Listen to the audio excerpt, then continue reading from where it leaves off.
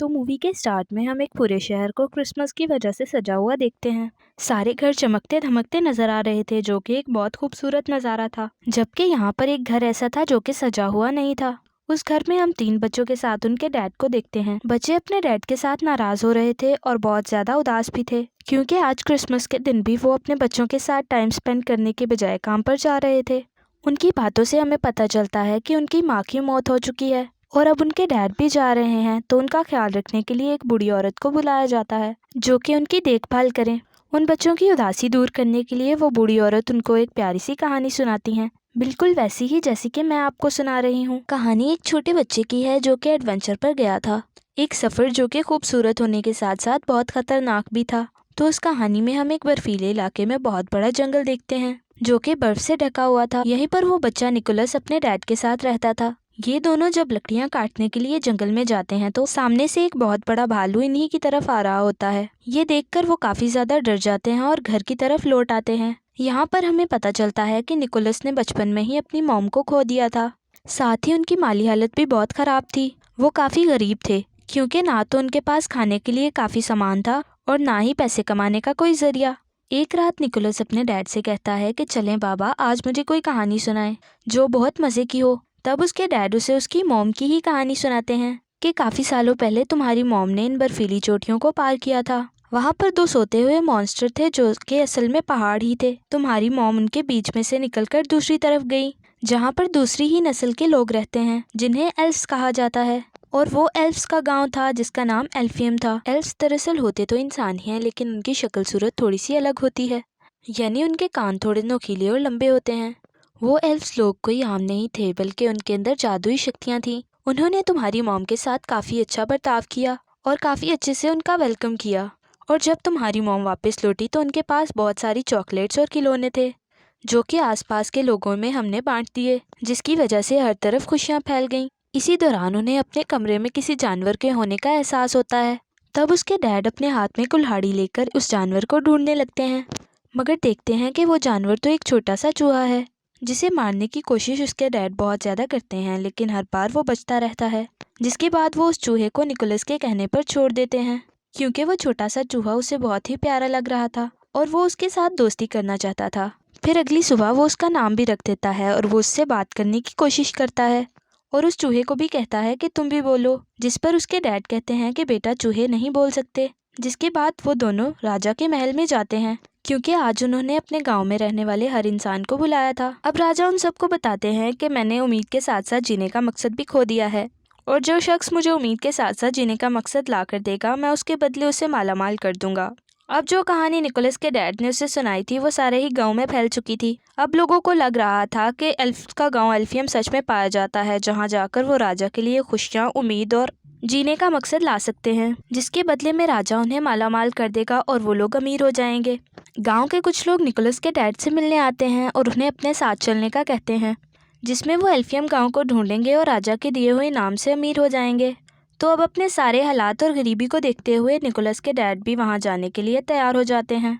ये बात जब वो निकोलस को बताते हैं तो वो बहुत उदास हो जाता है। वो उसे तसल्ली देते हुए कहते हैं कि मेरे बेटे, मैं तुमसे वादा करता हूँ कि मैं 7 से 8 दिन में वापस आ जाऊँगा और मेरे आने तक तुम्हारा ख्याल मेरी बहन रखेगी। फिर जब उसके डैड की बहन घर आती है तो वो उसके डैड के सामने काफ़ी अच्छा बिहेव कर रही होती है और बहुत अच्छे से पेश आती है, लेकिन जब उसके डैड चले जाते हैं तो वो अपना असली रंग दिखाने लगती है। वो पूरे घर पर कब्जा करके निकोलस के साथ काफ़ी बुरा करती है। वो उसका सामान देकर उसके घर से बाहर निकाल देती है। उस सामान में निकोलस की एक गुड़िया भी थी जो कि सब्जी से बनी हुई थी। वो उसे बेहद ही प्यारी थी, क्योंकि वो उसकी मॉम ने बनाई थी, जो कि उनकी आखिरी निशानी थी। बाहर आने के बाद निकोलस अपने लिए एक टेंट लगाता है और अपने चूहे दोस्त के साथ रात बाहर ही निकालता है। अब काफ़ी दिन हो चुके थे, लेकिन उसके डैड वापस नहीं आए थे, जिससे वो भी अब अपने डैड के आने की उम्मीद खो चुका था। उसे लगता है कि कहीं उसके डैड के साथ कुछ हो ना गया हो। फिर अब खाने की तंगी तो उन्हें पहले से ही थी, लेकिन एक दिन उसके फादर की सिस्टर उसे बहुत मज़ेदार सूप बनाकर देती हैं, जिसे निकोलस बहुत मज़े लेकर पीता भी है। लेकिन तभी वो उसे बताती हैं कि ये सूप मैंने तुम्हारी गुड़िया से बनाया है। ये सुनकर उसे बहुत ज़्यादा गुस्सा आ जाता है और वो उस पर चिल्लाने लगता है, लेकिन तभी उसकी नज़र उसकी जलती हुई टोपी पर पड़ती है, जो कि उसकी मॉम ने ही बनाई थी। वो टोपी लेकर बाहर आ जाता है और उसे बर्फ़ पर रखकर उसकी आग बुझा देता है और वो देखता है कि उस टोपी पर एक नक्शा बना हुआ है जो कि बिल्कुल वैसे वैसे था जैसे कि निकोलस के डैड ने उसे बताया था, जिससे कि वो समझ जाता है कि उसकी मॉम की कहानी बिल्कुल सच्ची थी। एल्फियम का गांव सच में पाया जाता है जहाँ पर जादू है। इसीलिए अब वो ये फैसला करता है कि मैं भी उस गाँव में जाऊँगा। इसीलिए वो अगले ही दिन अपने साथी चूहे के साथ अपने सफ़र पर निकल जाता है। सफ़र के दौरान वो चूहे को नए नए अल्फाज सिखा रहा होता है, हालांकि उसे पता भी था कि वो बोल नहीं सकता। और पूरा एक दिन का सफ़र करने के बाद वो एक गांव में पहुंचता है जहां पर उसकी मुलाकात एक बूढ़ी औरत से होती है। वो उसे वापस जाने का कहती हैं और ये कहती हैं कि तुम्हारी मेहनत बेकार जाएगी, एल्फियम नहीं पाया जाता और उसकी तलाश में जगह जगह मत भटको। लेकिन वो उसकी बात नहीं मानता और अभी भी अपना सफ़र जारी रखता है। काफ़ी दिन का सफ़र करने के बाद वो एक गुफा में पनाह लेता है। वहाँ पर बर्फ़ थी तो वो पत्थर को रगड़कर आग जलाता है और वो ये दुआ करता है कि अगर जादू सच में पाया जाता है तो मेरा चूहा बोल कर दिखाए। और तब सच में उसका चूहा बोलने लगता है। इसको देखकर निकोलस काफ़ी शॉक्ड हो जाता है। वो हैरान तो था ही, लेकिन अब उसका जादू पर पक्का यकीन बन गया था।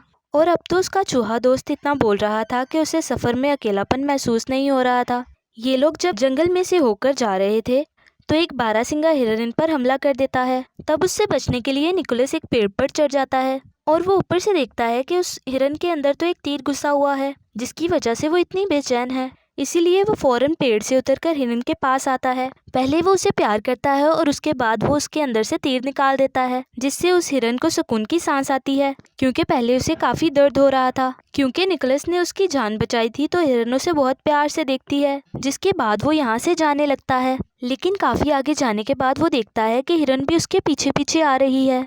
तब निकोलस उसको अपने साथ आने से मना कर देता है और कहता है कि मैं सिर्फ ये जानता हूँ कि मेरी मंजिल कहाँ है और वहाँ जानने के लिए कितना वक्त लग जाएगा मैं ये नहीं जानता, और अगर तुम हमारे साथ आओगी तो भूख से मारी जाओगी। लेकिन वो हिरन खाने की नहीं बल्कि प्यार की भूखी थी, इसीलिए अभी भी वो उसका पीछा नहीं छोड़ती। निकोलस उसे अपने ग्रुप में शामिल करके अपनी मर्जी से उसका नाम रख देता है। वो नाम एक जगह का था जहाँ जाना उसे काफ़ी पसंद था। फिर आगे का सफ़र वो हिरन पर बैठकर तय करता है और दो सोते हुए मॉन्स्टर्स के पास पहुंच जाता है, जो कि असल में पहाड़ ही थे। ये बात उसकी मॉम की कहानी में उसके डैड ने भी सुनाई थी, तो इसका मतलब ये होगा कि इसके पीछे ही एल्फियम गांव है।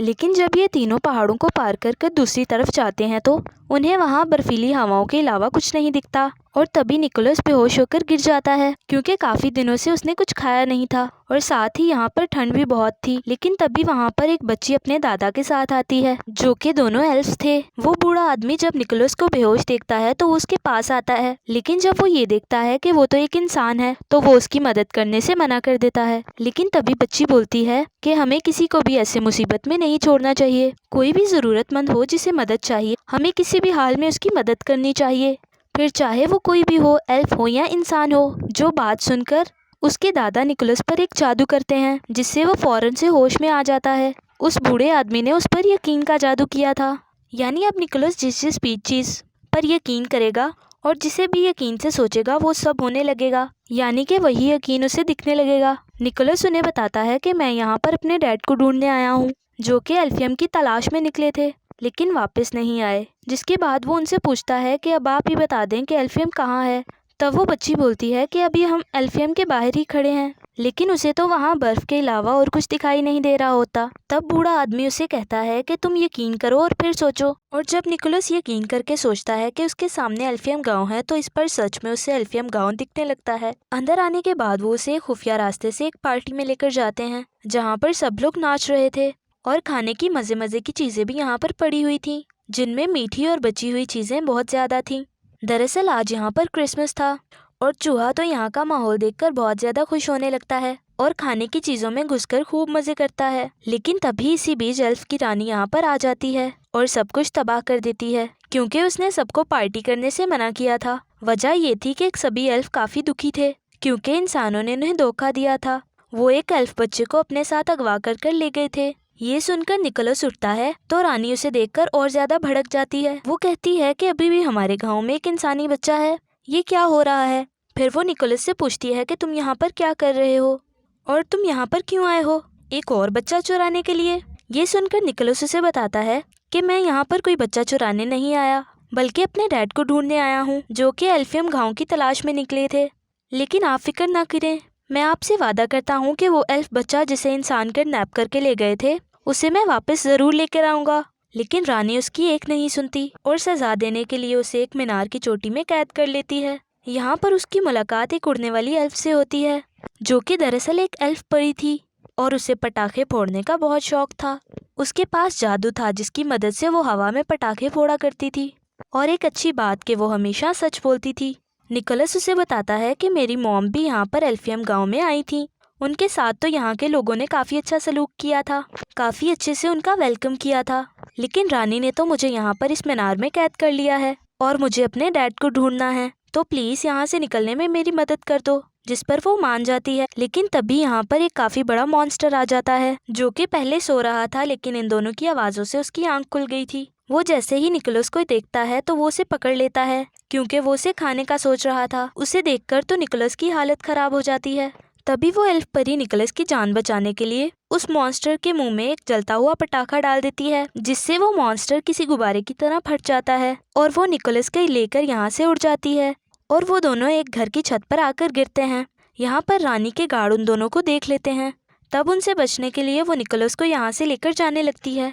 इसी भागम भाग में निकोलस एक क्लास में घुस जाता है, जहाँ की टीचर एक इंसान को देखकर काफ़ी हैरान थी और फौरन से गार्ड्स को यहाँ पर बुलाने लगती है। और तभी वो टीचर को समझाने लगता है कि आप इंसानों को इसीलिए बुरा समझती हैं ना कि उन्होंने एक एल्फ बच्चे को किडनैप किया था। मैं वादा करता हूँ कि उस बच्चे को वापस ज़रूर लाऊंगा। जो सुनकर वो टीचर उसको एक खुफिया रास्ते से भगा देती है। इतनी ही देर में यहाँ पर उसकी हिरन दोस्त भी आ गई थी, जिस पर बैठकर निकोलस और वो एल्फ परी यहाँ से निकलने लगते हैं। इस दौरान गार्ड्स भी उनका पीछा कर रहे थे। वो एल्फ परी उनका ध्यान भटकाने के लिए बार बार आसमान में पटाखे फोड़ती है, लेकिन जब वो देखती है कि बाहर का दरवाज़ा बंद हो रहा है तो वो खुद अंदर ही रुककर निकोलस को वहाँ से भगा देती है। काफ़ी मीलों का सफ़र तय करने पर भी निकोलस को उस अगवा हुए एल्फ बच्चे का कोई नामो निशान नहीं मिलता। फिर जब वो गॉड से दुआ करता है कि मुझे कोई रास्ता दिखाएं, तो उसे गोल्डन रंग की रस्सी जंगल में बंधी हुई मिलती है, जिसका पीछा करके वो एक पिंजरे तक पहुंचता है, जिसमें और कोई नहीं बल्कि वो एल्फ बच्चा कैद था। इससे पहले कि वो उस बच्चे को निकालता, तभी वहाँ पर कुछ लोग आ जाते हैं, जिसमें निकोलस के डैड भी थे। निकोलस अपने डैड के गले मिलता है और कहता है कि हमें इस एल्फ बच्चे को दोबारा से छोड़ना होगा। इस पर उसके डैड और बाकी तमाम लोग ये करने से मना कर देते हैं और कहते हैं कि नहीं, हम इसे वापस नहीं दे सकते, क्योंकि हो सकता है कि राजा इसे देखकर खुश हो और इससे उसे उम्मीद और जीने का मकसद मिल सके, जिसके बदले में वो हमें ढेर सारा पैसा देंगे। और इसीलिए अब वो निकोलस को भी पेड़ से बांध देते हैं। उसे उसके डैड ही बांध रहे थे। इस दौरान चूहा उनसे बोल रहा था और ऐसा करने से मना कर रहा था। अब चूहे को बोलता हुआ देखकर वो भी काफी ज्यादा हैरान थे। सबके सोने के बाद उसके डैड उसके पास आते हैं और वो निकोलस के साथ साथ उस एल्फ बच्चे को भी पिंजरे से आजाद कर देते हैं और बताते हैं कि उन सबके सामने मैं तुम्हारी मदद नहीं कर सकता था, इसलिए मैंने तुम्हें बांध दिया था। और इससे पहले कि वो लोग यहाँ से निकलते, सब लोग जाग जाते हैं और उन पर तीरों से हमला करने लगते हैं। अब हिरन पर निकोलस और वो एल्फ बच्चा बैठे हुए थे। अब हिरन के पीछे एक बग्गी बंधी हुई थी जिसमें उसके डैड थे, जिसकी वजह से हिरन तेजी से नहीं दौड़ पा रही थी। तभी निकोलस को याद आता है कि मुझ पर तो यकीन का जादू है, यानी मैं जो भी यकीन करके सोचूंगा वो पूरा हो जाएगा। तो वो हिरन पर हाथ रखकर उसको उड़ने का कहता है। हिरन ऊपर उड़ती तो है, लेकिन वजन होने की वजह से वो ज्यादा उड़ नहीं पाती और वापस से नीचे आ जाती है। ये देखकर निकोलस के डैड उसे बचाने के लिए अपनी बग्गी की रस्सी काट देते हैं और जाकर एक खाई में गिर जाते हैं, जिससे उनकी मौत हो जाती है। ये देखकर उसे बहुत ज्यादा अफसोस होता है। तब इसके बाद हिरन निकोलस और उस अगवा हुए एल्फ बच्चे को लेकर एल्फियम पहुंच जाती है। तो अब क्योंकि निकोलस ने अपना वादा पूरा कर दिया था, यानी उस एल्फ बच्चे को वापस लाने का, तो ये देखकर एल्फियम के सारे लोग खुश हो जाते हैं और उस बच्चे का डैड निकोलस को बहुत ज्यादा खिलौने देता है, जिससे उसे बहुत ज्यादा खुशी मिलती है। लेकिन खिलौनों को देखकर उसे एक ख्याल आता है कि क्यों ना मैं भी क्रिसमस के दिन बच्चों में खिलौने और बाकी चीजें बांटकर खुशियां फैलाऊं। वो एल्फ से कहता है कि आप यहाँ पर जितने भी खिलौने और खाने पीने की चीजें बनाते हो, मेरे लिए आप वो बहुत सारे बना दो, ताकि मैं उन्हें बच्चों में बांटकर खुशियां फैला सकूं। तब उसकी बात सुनकर सब लोग खिलौने, खाने पीने की चीजें और कैंडीज वगैरह बनाने में लग जाते हैं और बहुत सारा सामान बना लेते हैं, जिसे वो काफी बड़े थैले में डालकर निकोलस को देते हैं, जो लेकर वो यहाँ से जाने लगता है। वो थोड़ा आगे गया ही था कि यहाँ पर रानी आ जाती है और उसे रोकने के लिए अपना जादू करती है और उसे उल्टा लटका देती है, क्योंकि वो इंसानों को पसंद नहीं करती थी और उसका मानना था कि तमाम इंसान खुदगर्ज होते हैं। लेकिन तभी रानी की नज़र निकोलस के गले में लटके लॉकेट पर जाती है, जो कि उसकी मॉम का था। निकोलस ये बात रानी को बताता है कि ये मेरी मॉम का है, तो वो उसे नीचे उतार देती है और जज्बाती हो गई थी और कहती हैं कि काफ़ी सालों पहले तुम्हारी मॉम यहाँ पर आई थी और हम दोनों काफ़ी अच्छी दोस्तें थी, लेकिन जब वो यहाँ से गई तो बहुत सारे खिलौने और चॉकलेट्स लेके गई थी और इसके साथ ही उन्होंने वादा किया था कि मैं वापस आपसे मिलने आया करूँगी, मगर आज काफ़ी साल हो गए हैं कि वो कभी नहीं आई। तब निकोलस बताता है कि वो आती ज़रूर, लेकिन यहाँ से जाने के बाद वो एक बीमारी की वजह से उनकी डेथ हो गई। ये सुनकर रानी समेत सब लोग हैरान और परेशान हो गए थे। रानी को यकीन आ गया था कि सब लोग एक जैसे नहीं होते, मतलब कि अगर कुछ इंसान बुरे होते हैं तो उनमें से कुछ अच्छे भी होते हैं। इसीलिए वो उसे तोहफे से भरा थैला लेकर जाने देती है। निकोलस चीज़ों से भरा थैला लेकर हिरन पर बैठता है और उड़ जाता है और सीधा आता है राजा के महल में, जहाँ पर राजा काफ़ी उदास थे। वो राजा को खिलौने की सूरत में खुशी और उम्मीद की किरण दिखाता है, जिसके बाद राजा और निकोलस हिरन पर बैठकर सब बच्चों के घर में जाते हैं और उनके पास खिलौने और चॉकलेट्स और कैंडीज रखते हैं, क्योंकि जब बच्चे सुबह अपने खिलौने देखकर खुश होंगे तो बच्चों की वो खुशी ही राजा के लिए उम्मीद की किरण होगी। सब बच्चों को खिलौने बांटने के बाद राजा निकोलस से कहते हैं कि तुम मेरे लिए एक काम करोगे, हर साल तुम्हें ऐसे ही खिलौनों की सूरत में बच्चों को खुशी और उम्मीद देनी होगी और इस काम में मैं भी तुम्हारा साथ दूंगा। और साल का वो दिन होगा क्रिसमस का दिन, जिस पर वो मान जाता है। इसके बाद निकोलस अपने डैड की बहन के पास जाकर भी उन्हें चॉकलेट देता है और उड़ जाता है। उसे उड़ता देखकर वो काफी हैरान भी थी और अब उन्हें भी जादू पर यकीन हो गया था। तो ये प्यारी सी कहानी यहीं पर ख़त्म हो जाती है, जिसे सुनकर वो तीनों बच्चे काफ़ी ज़्यादा खुश हो जाते हैं। यानी शुरुआत वाले जिन्हें वो बूढ़ी औरत कहानी सुना रही थी, फिर जब वो नीचे आते हैं तो देखते हैं कि उनका पूरा घर क्रिसमस की लाइट्स और पेड़ों से सजा हुआ है, जिसे देखकर उन बच्चों की खुशी का तो कोई ठिकाना ही नहीं रहता। फिर जब वो बूढ़ी औरत बाहर जाने के लिए अपनी टोपी पहनती हैं तो उन बच्चों को उनके बड़े से और नुकीले से कान दिख जाते हैं, जो देखकर वो समझ गए थे कि वो भी एक एल्फ ही थी। और बाहर जाकर वो बूढ़ी औरत अपने जादू से आसमान में पटाखे फोड़ने लगती हैं, जो देखकर हम समझ जाते हैं कि ये और कोई नहीं बल्कि एल्फ परी हैं, जो सच बोला करती थी। तो ये कहानी हमें बहुत सारे सबक देती है, यानी हमें हमेशा ही खुशियों को बांटते रहना चाहिए और दूसरों की मदद करनी चाहिए, फिर चाहे वो क्रिसमस का दिन हो या कोई भी। हमें बुरों के साथ भी अच्छा करना चाहिए और हमेशा हर चीज़ के होने का यकीन रखना चाहिए। इसी के साथ ही ये प्यारी सी कहानी यहाँ पर ख़त्म हो जाती है।